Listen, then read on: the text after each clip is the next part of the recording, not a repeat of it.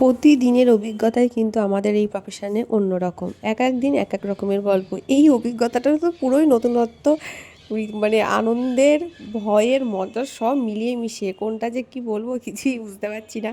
কারণ রেশমি প্রচণ্ডই, সত্যি কথা বলতে ও ছিল প্রচণ্ডই প্যানিক, মানে ওর সাজ সম্বন্ধে এতটাই ওর ভয় ছিল, যেহেতু ও বাইরে থাকে। ও মানে পুরোই ভেবেছে যে ওকে বিয়ের দিন যে সাজাবে, রিসেপশনের দিন যে সাজাবে, মানে আমি সাজিয়েছি ওকে রিসেপশনের দিন।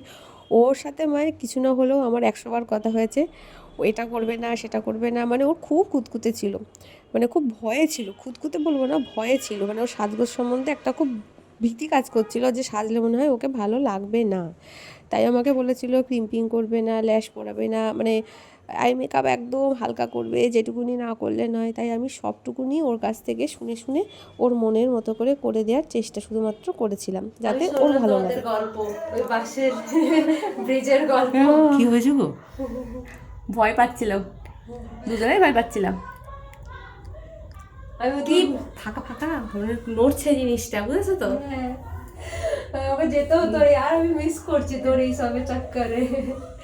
কবে যাই দেখি। তুমি এসছো ওই রাস্তাটা দিয়ে? না গো আসিনি, আমাকে এই যে যখন আসলাম, এবার যখন আমি বাড়ি ফিরেছি ধরো কাজটা শেষ করে, তখন প্রায় 7টা বেজে গেছে।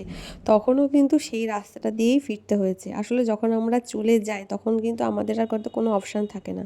আমাদের তখন ইন্টেনশন এটাই থাকে, আমরা কাজটাকে খুব ভালোভাবে করব, ক্লায়েন্টকে স্যাটিসফাইড করব, তারপরে ঠিক আছে।